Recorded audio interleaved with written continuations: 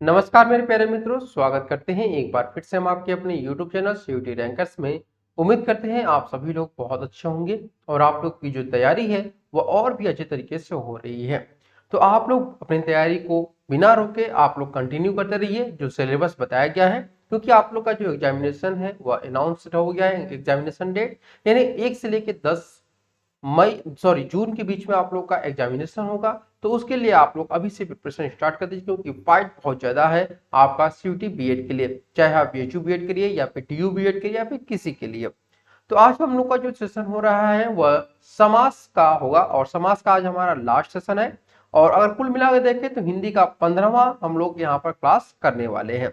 तो चलिए शुरू करते हैं आज हम लोग बिना किसी देरी के अपने इस सेशन को, जिसमें आज हम लोग बहुत इंपॉर्टेंट जो हम लोग का टॉपिक है समास, उसको उससे संबंधित जो आपके थ्योरी क्लासेस है उसे हम लोग आगे बढ़ाते हैं। ठीक है, देखिए यहाँ पे अगर हम बात करते हैं कि जो आपके समास होते हैं उसपे हम लोगों ने 2 भाग इसके जो थे उस पर हम लोग डिस्कशन कर चुके थे।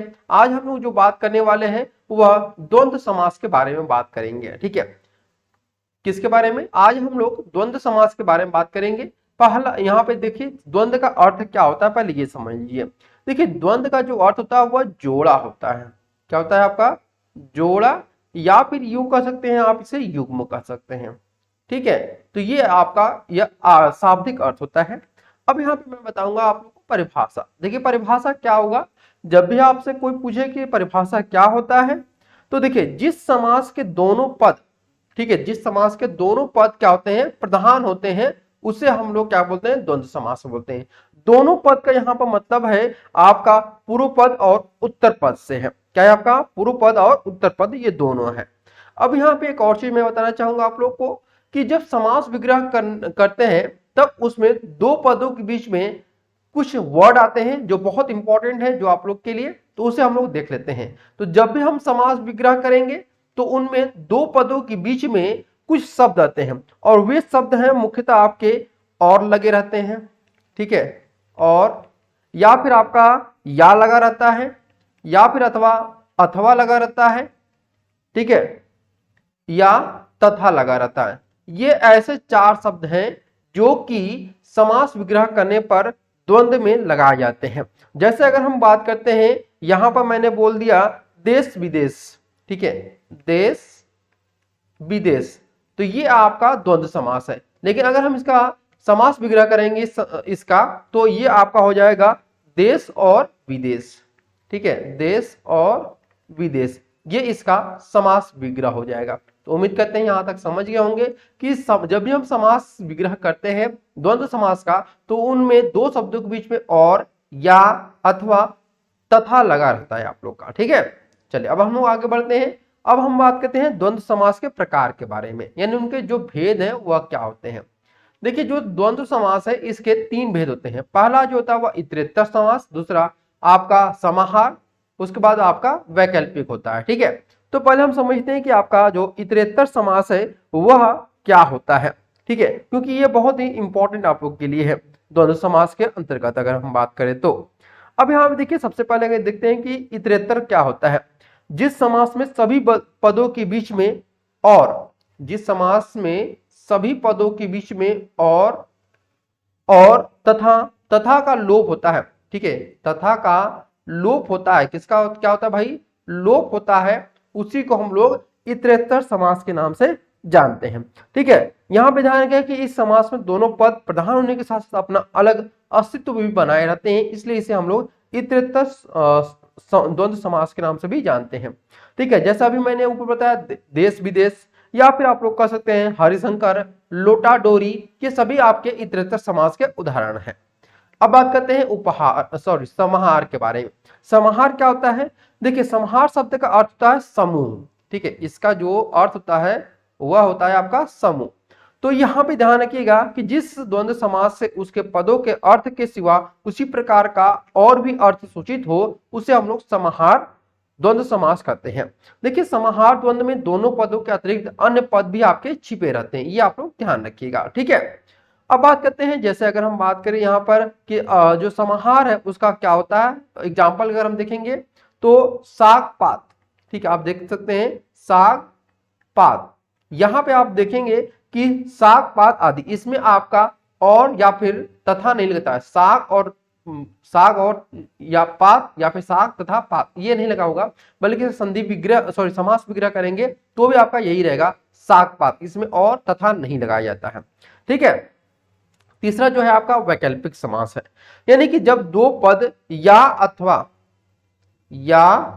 अथवा इनसे ये दोनों जब भी रहे, ठीक है, द्वारा मिले हो तो उस समुच्चय बोधक का लोप हो जाए, तब उन पदों को हम लोग क्या बोलते हैं, वैकल्पिक समास बोलते हैं। देखिए जहां भी आपका या अथवा ये दोनों शब्दों का क्या हो जाए, लोप हो जाए, तो वह आपका क्या होता है, वैकल्पिक समास होता है।